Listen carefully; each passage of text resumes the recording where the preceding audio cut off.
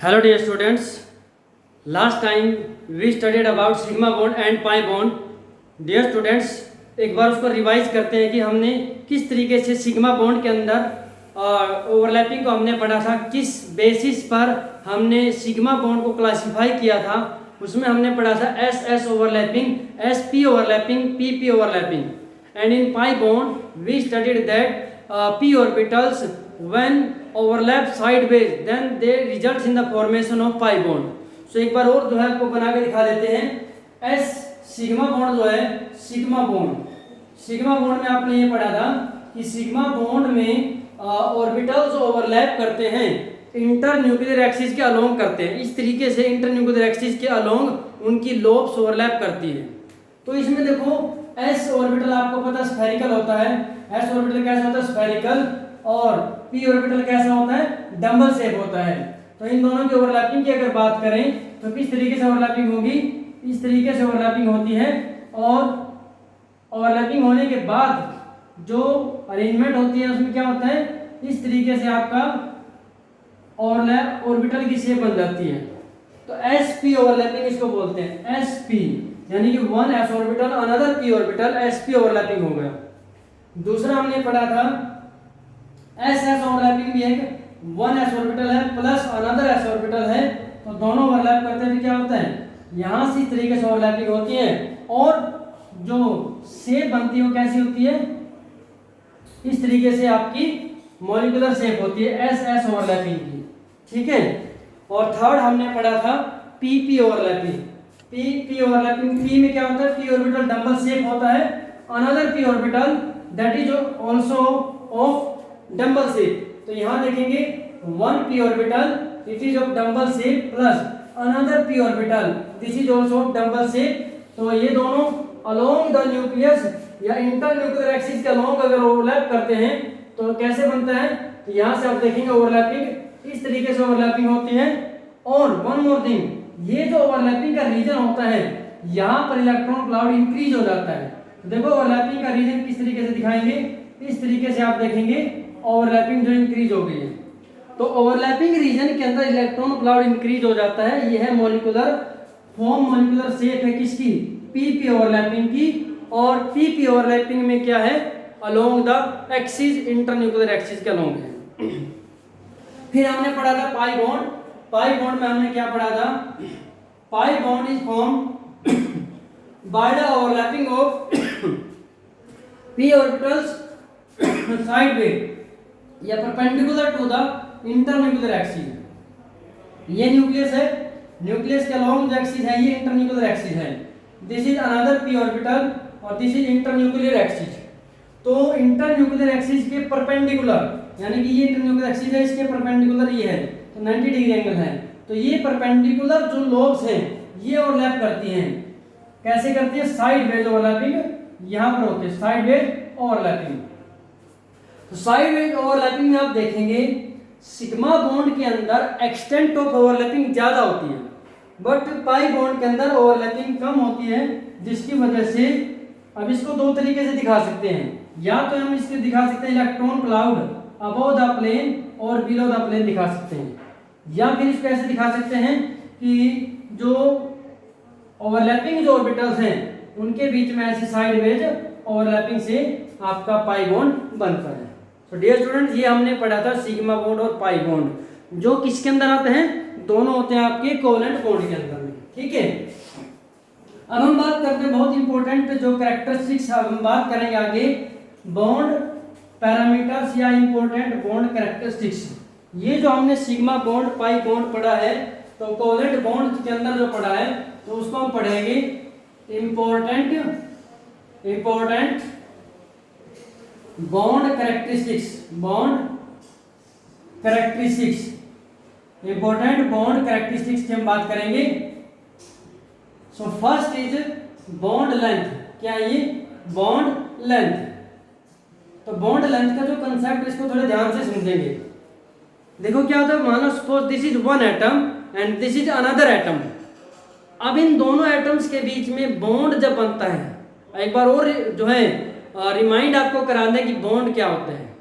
Chemical bond the force which holds the atom together in a molecule that is called as chemical bond. यानी कि वो force जो atoms को molecule के अंदर होल्ड करके रखता है, पकड़ करके रखता है, that is called as chemical bond, और simply we can call it as bond. अब हम बात करते हैं बॉन्ड लेंथ। अब देखो, this is one atom, this is another atom, इन दोनों का आपस में कोई इंटरेक्शन नहीं है। When these two molecules come close to each other, ये attract each other for the formation of covalent bond. यानी कि जब बॉन्ड फॉर्मेशन के लिए ये दो एटम्स एक दूसरे के क्लोज आते हैं, एक दूसरे की तरफ अट्रैक्ट होते हैं, तो आते रहेंगे, एक पॉइंट ऐसा आएगा, अगर उससे आगे ज़्यादा क्लोज अगर लेके आएंगे तो अट्रैक्शन की बजाय रिपल्सन होना स्टार्ट हो जाता है। मतलब क्या होता है, देखो सपोज करते हैं, हम बात करते हैं कि two peoples come close to each other when they attract each other. दो पर्सन हैं, एक दूसरे के क्लोज कब आते हैं, जब वो एक दूसरे की तरफ अट्रैक्ट होते हैं। क्लोज आते रहते, एक पॉइंट ऐसा आएगा, अगर उससे ज़्यादा क्लोजनेस हो जाती है तब प्रॉब्लम हो सकती है। तो इन दैट केस अगर वहाँ पर जहाँ पर जो है अट्रैक्शन जो है उसके आगे अगर क्लोज करेंगे, अट्रैक्शन की बजाय रिपल्सन होना स्टार्ट हो जाता है, तो वो पॉइंट उसके बाद अगर आगे लेके आएंगे रिपल्सन स्टार्ट हो गई, और बैक साइड में जहाँ पे उस पॉइंट के ऊपर जहाँ पर ना अट्रैक्शन है ना ही रिपल्सन है, तो उस पॉइंट के ऊपर जो एटम जब पार्टिकुलर सिचुएशन में है, पार्टिकुलर पोजीशन में है, और उस टाइम पर मॉलिक्यूल के अंदर जो एटम्स की अरेंजमेंट होती है, that is called as shape और ज्योमेट्री ऑफ द मॉलिक्यूल। ये क्लियर है। अब बात करते हैं, दो एटम्स हैं, ये अट्रैक्शन की वजह से क्लोज आ रहे हैं, ये पॉइंट ऐसा आ गया जहां पर इससे आगे अगर लेके आएंगे तो अट्रैक्शन की बजाय रिपल्सन हो जाएगी। तो हम इस पॉइंट के ऊपर अगर रोक कर रखें, थोड़ा सा क्लोज लेके आए, तो वहां पर ना अट्रैक्शन है ना ही रिपल्सन है, तो उस टाइम पर दो बॉन्डेड एटम्स के बीच में जो इक्विलिब्रियम डिस्टेंस है, यानी कि जो बीच के डिस्टेंस है, उनके एटम्स के सेंटर्स ऑफ न्यूक्लियाई के सेंटर के बीच के डिस्टेंस है, that is called as bond length. क्या बोलेंगे उसको? Bond length. इसको क्या लिखेंगे? The equilibrium distance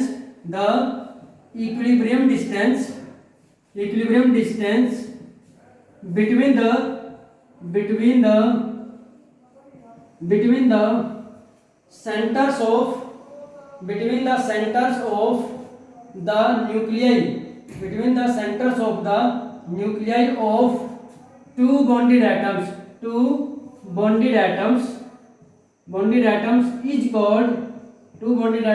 is called bond length. इसको क्या बोलते हैं? बॉन्ड लेंथ कहते हैं। ठीक है dear students, it is determined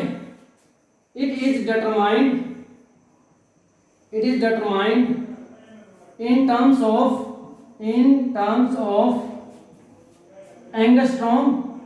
angstrom unit. किसमें इसको डिटरमाइन करते हैं, मेजर करते हैं एंगस्ट्रॉम, और 1 एंगस्ट्रॉम किसके बराबर होता है? 10⁻⁻10 मीटर के बराबर होता है। और इन पिकोमीटर, या फिर इसको पिकोमीटर में हम मेजर करते हैं, और 1 पिकोमीटर किसके बराबर होता है? 10⁻12 मीटर के बराबर होता है। क्लियर है। उसके बाद हम बात करते हैं इसको किस मेथड से मेजर किया जाता है। It is determined by using X-ray diffraction method और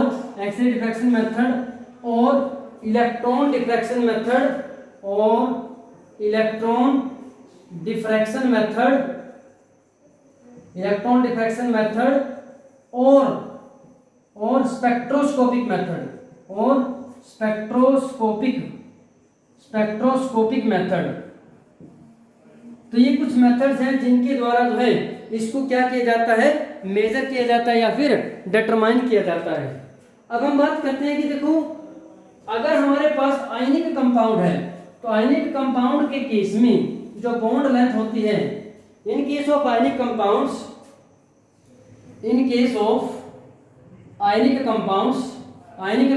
के केस में बॉन्ड लेंथ, इसको D से रिप्रेजेंट करें, bond length D is equal to R plus R minus.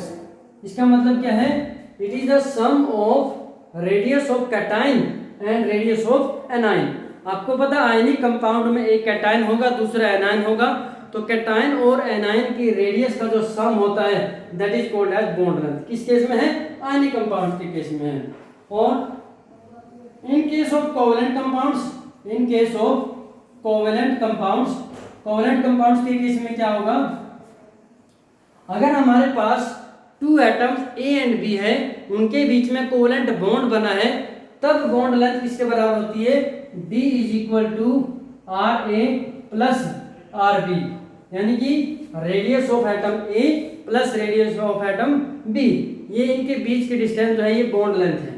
देखो हम सपोज करते हैं HCl को दिखाएं, अगर मान लो ये H है और ये आपको पता है Cl है, तो H का साइज स्मॉल है, Cl का साइज लार्ज है, तो इनके जो सेंटर है इनके सेंटर के बीच की जो डिस्टेंस है, न्यूक्लियस के सेंटर के बीच की डिस्टेंस है, this is called as bond length. इसको क्या बोल रहे हैं, बॉन्ड लेंथ बोलते हैं।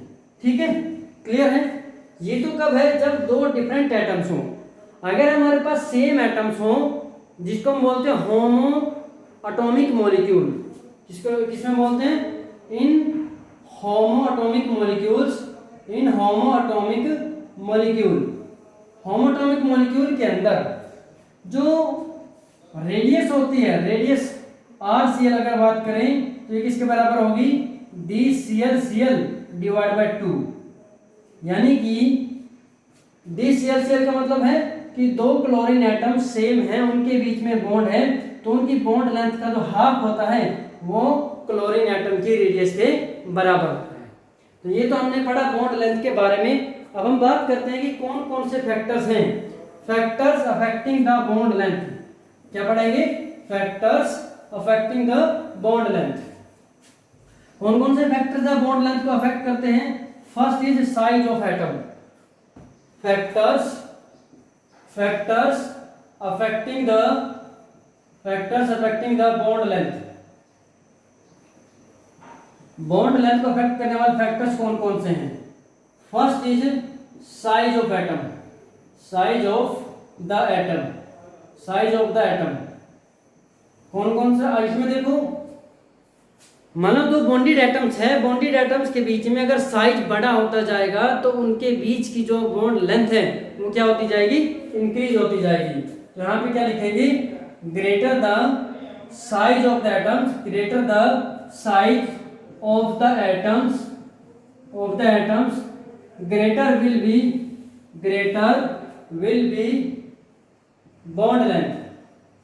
be bond length। इसको किस तरीके से समझ सकते हैं, अगर हमारे पास एक एटम फिक्स कर लें और दूसरा एटम चेंज करते रहें तो तब जो है बॉन्ड लेंथ पे क्या असर होगा। देखो H है, HI is greater than HBr is greater than HCl is greater than HF, HI, HBr, HCl और HF।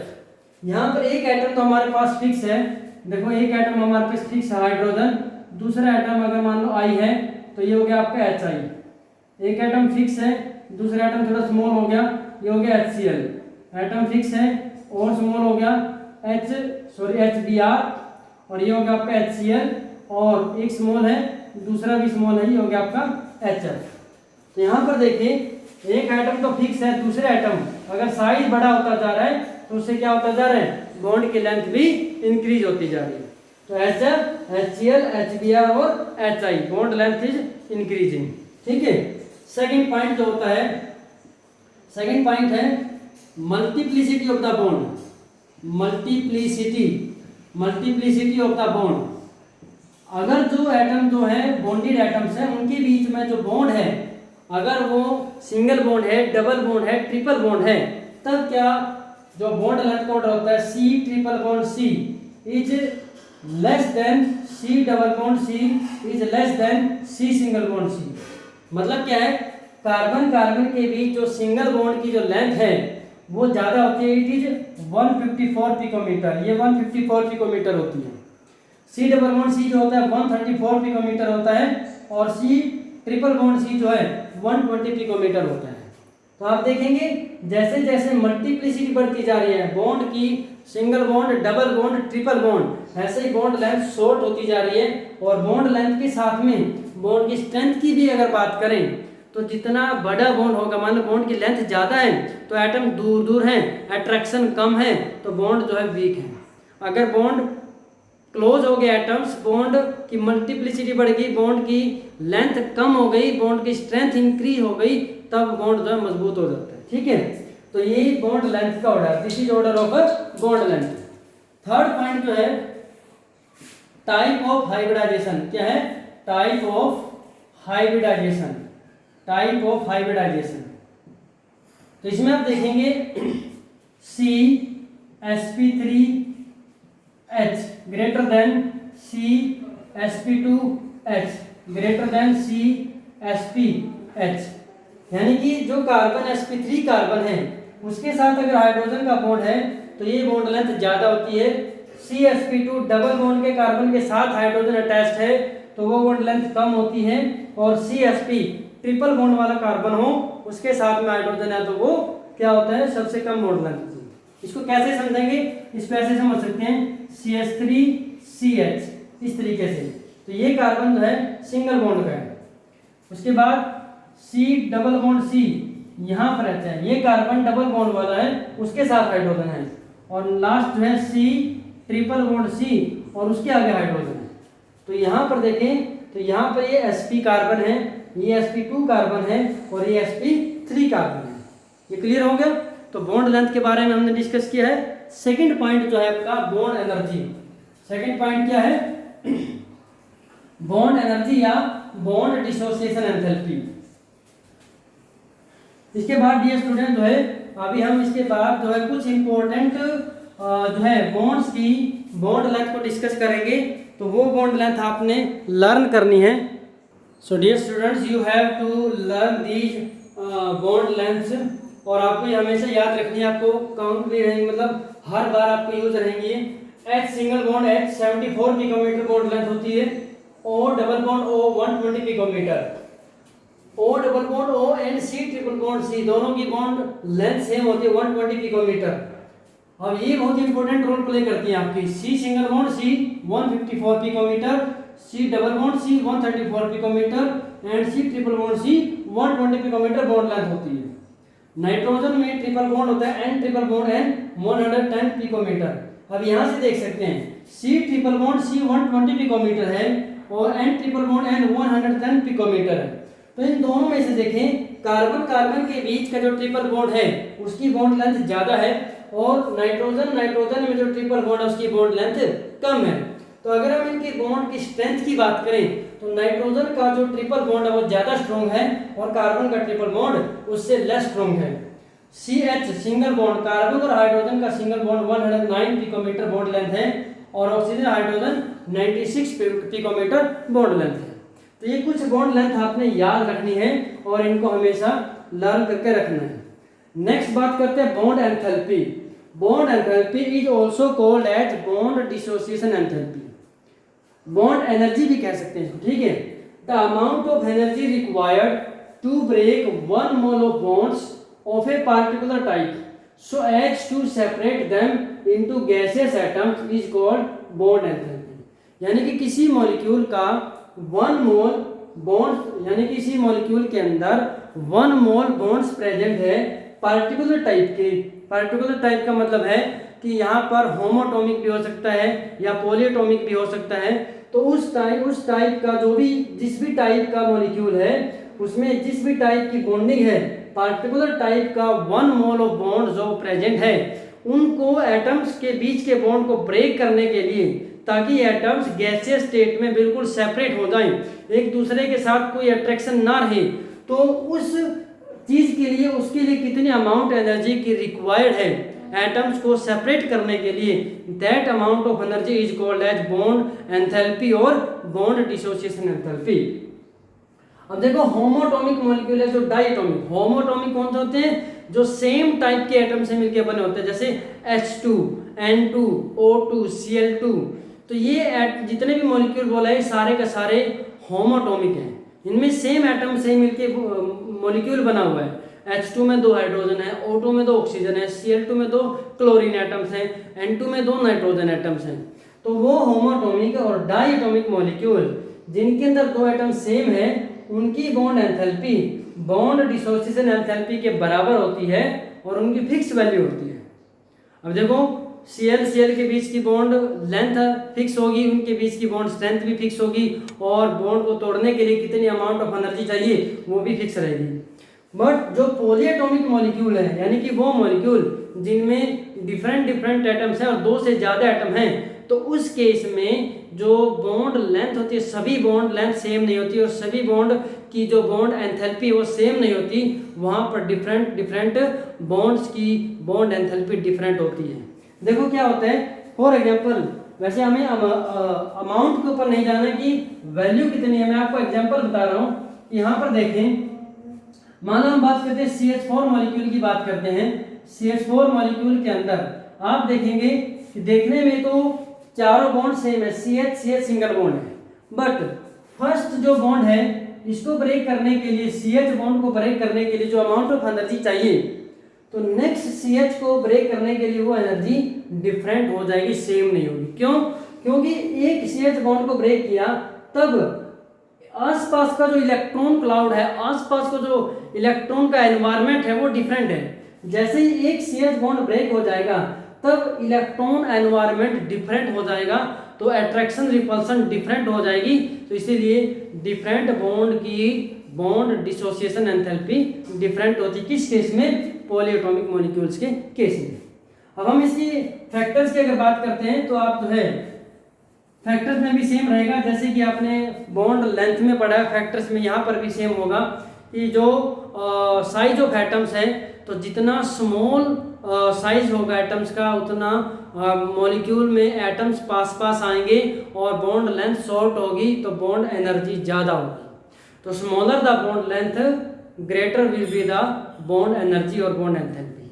सेकेंड पॉइंट हम बात करें टाइप ऑफ हाइब्रिडाइजेशन, तो CsP3H था, CsP2H और CsPH में, तो CsPH की बॉन्ड लेंथ शॉर्ट थी तो उसकी बॉन्ड स्ट्रेंथ ज़्यादा होगी और बॉन्ड स्ट्रेंथ ज़्यादा होगी तो बॉन्ड एनर्जी क्या होगी उस केस में आपकी ज़्यादा हो सकती है।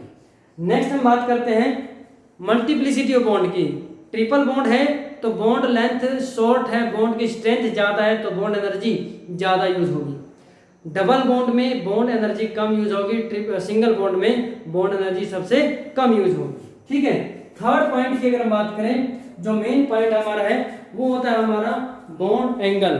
बॉन्ड एंगल क्या होता है वो देखें। स्टूडेंट्स, बॉन्ड एंगल क्या होता है? Bond angle the angle between the lines representing the directions of bonds.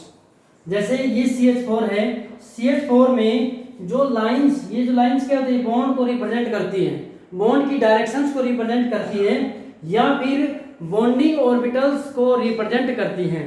तो lines representing the bonding orbitals या बॉन्ड्स की जो डायरेक्शंस हैं उनको रिप्रेजेंट करने वाले लाइंस के बीच में जो एंगल होता है that is called as bond angle. अब देखो इन CH4 मॉलिक्यूल के अंदर बॉन्ड एंगल होता है 109 degree 28 minute, and in NH3 ammonia molecule bond angle is 107 degree, and in water molecule bond angle is 104.5 degree, and last one is in BF3 molecule bond angle is 120 degree. So dear students, ये भी आपको याद रखना है, exam में question आता है direct जो आपके बॉन्ड एंगल से रिलेटेड है। ये आपके जो कंपटीशन एग्जाम होते हैं IIT JEE वहाँ पर पूछे जाते हैं, बॉन्ड के एंगल पूछे जाते हैं। जैसे ऑर्डर पूछा गया था HI HCl HBr, bond order का, बॉन्ड लेंथ का, बॉन्ड एंगल का, इस तरीके से ऑर्डर भी पूछा जा सकता है। तो इस टाइप की क्वेश्चन एग्जाम में जरूर आती है। लास्ट में बात करते हैं बॉन्ड ऑर्डर। फोर्थ पैरामीटर है, फोर्थ पॉइंट है, कैरेक्टरिस्टिक्स है बॉन्ड ऑर्डर।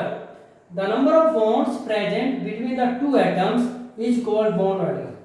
जनरली जो है ये माना जाता है कि दो बॉन्डेड एटम जो हैं उनके बीच में कितने बॉन्ड बने हुए हैं that is called as bond order.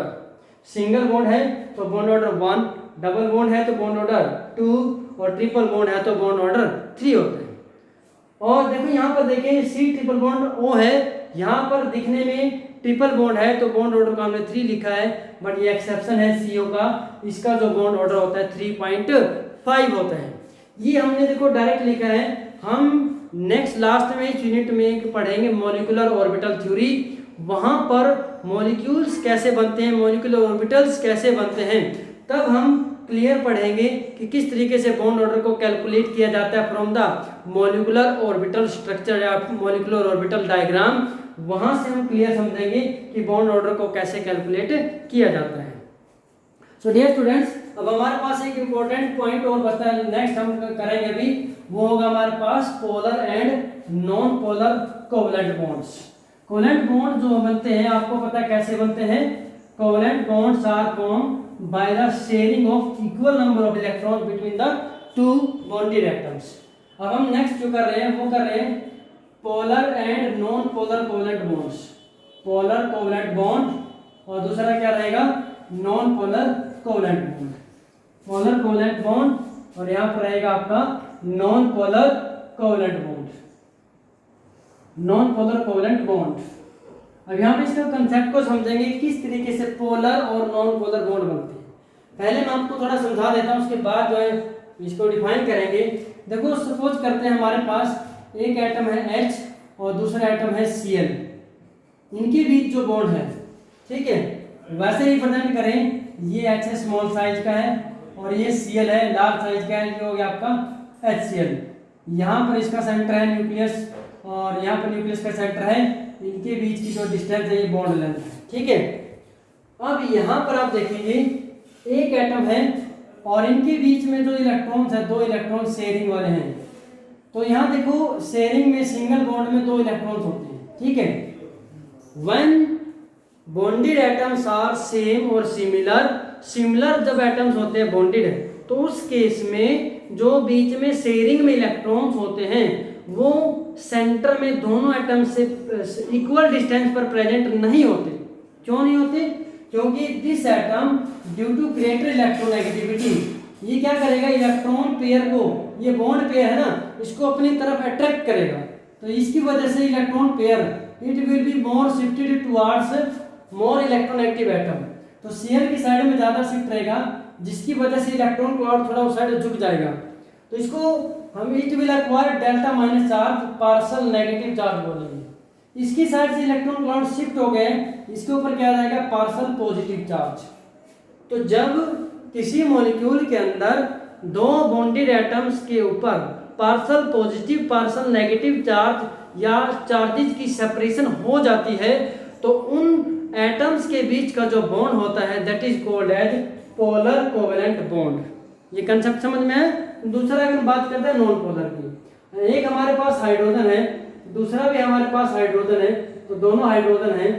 तो इस केस में जो सिंगल बॉन्ड बनता है H सिंगल बॉन्ड H, यहाँ पर जो इलेक्ट्रॉन पेयर है, दिस इलेक्ट्रॉन पेयर जो कौन सा, ये शेयर्ड बॉन्ड बनाने वाला जो इलेक्ट्रॉन पेयर है, this electron pair is equally present from the both atoms. ये दोनों एटम से बराबर दूरी पर सेंटर में प्रेजेंट है। तो इसकी वजह से ये इलेक्ट्रॉन पेयर ना तो पार्टिकुलर उसकी साइड में शिफ्टेड है ना इस साइड में शिफ्टेड है, ये सेंटर में बीच में दोनों एटम से बराबर दूरी पर है, जिसकी वजह से इलेक्ट्रॉन क्लाउड क्या रहेगा, दोनों एटम के सराउंडिंग में सिमेट्रिकल रहेगा, एक जैसा रहेगा। तो जिसकी वजह से ना तो इलेक्ट्रॉन क्लाउड इधर शिफ्ट होगा ना इधर शिफ्ट होगा, ना इसके ऊपर पार्शियल नेगेटिव चार्ज आएगा ना इसके ऊपर पार्शियल पॉजिटिव चार्ज आएगा। तो when there is no separation of charges between the bonded atoms then that bond is called as non polar covalent bond. देखो पोलर, पोल्स, पोलर जो है पोल से आता है, पोल्स, पोल्स क्या होते हैं, सिरे। अब 2 सिरे कैसे होंगे, 2 डिफरेंस होगा जहां पर positive negative ends, positive and negative and, partial positive partial negative. एक और होता है, आप कहेंगे ये पार्शियल है, पार्शियल नेगेटिव पार्शियल पॉजिटिव। एक होता है complete plus minus. Partial positive और पार्शियल नेगेटिव चार्ज जो क्रिएट होते हैं ये होते हैं आपके कोवेलेंट बॉन्ड्स के अंदर, कोवेलेंट कंपाउंड्स के अंदर। वहां पर इलेक्ट्रॉन क्लाउड थोड़ा सा शिफ्ट हो जाता है टुवर्ड्स इलेक्ट्रोनेगेटिव एटम। और एक होता है आपका कंप्लीट, जैसे Na प्लस और Cl माइनस एटम होता है, यहाँ पर इलेक्ट्रॉन्स कंप्लीटली एक एटम से दूसरे पे शिफ्ट हो जाते हैं, कंप्लीटली ट्रांसफर हो जाते हैं दूसरे पे। इसमें इलेक्ट्रॉन क्लाउड सरक जाता है जो ज़्यादा इलेक्ट्रोनेगेटिव होता है उसकी तरफ। इसमें इलेक्ट्रॉन एक एटम से पूरी तरह से हट करके दूसरे पर चले जाते हैं, तो इसलिए यहाँ पर प्लस और माइनस कंप्लीट आता है। क्लियर है? तो इसको बोलते हैं आयनिक बॉन्ड, और ये वाला आपका polar bond, polar covalent bond. अब हम इसकी डेफिनेशन लिखते हैं कि पोलर कोवलेंट बॉन्ड क्या होता है और नॉन पोलर कोवलेंट बॉन्ड क्या होता है। Polar covalent bond is form between the two atoms having different electronegativities. तो यहाँ देखिए polar covalent bond, the covalent bond which is form between two dissimilar atoms. Dissimilar atom means that is atoms having different electronegativities. जब दो different electronegativity के atoms bond formation करते हैं तो उसकी वजह से क्या होता है, bonded electrons are shifted towards more electronegative atom. Bonded electron, bond बनाने वाले इलेक्ट्रॉन्स ज्यादा इलेक्ट्रोनेगेटिव एटम की तरफ शिफ्ट हो जाते हैं। उसकी वजह से क्या हो जाता है, it acquire partial negative charge. उसके ऊपर इलेक्ट्रॉन क्लाउड उसकी साइड में बढ़ जाता है और वो पार्शियल नेगेटिव चार्ज को एक्वायर कर लेता है, और दूसरा एटम जो है वो पार्शियल पॉजिटिव चार्ज को एक्वायर कर लेता है। तो such bond is called as polar covalent bond. जैसे कि आपको अभी समझाया था HCl के केस में, तो एग्जांपल हो गया HCl। नॉन पोलर में क्या होगा, टू बॉन्डेड एटम्स सेम होंगे, सिमिलर होंगे, सेम इलेक्ट्रोनेगेटिविटी के होंगे, तो उस केस में बॉन्डेड इलेक्ट्रॉन दोनों एटम से इक्वल डिस्टेंस पर रहते हैं, तो no poles are created on the atoms. इसकी वजह से उसको क्या बोलते हैं, नॉन पोलर कोवलेंट बॉन्ड बोलते हैं। एग्जांपल है H2Cl2 etcetera. So dear students, today we have studied important basic parameters regarding the chemical bond or covalent bond. I hope everything is clear to all of you. So dear students, this is enough for today. Thank you and have a nice day.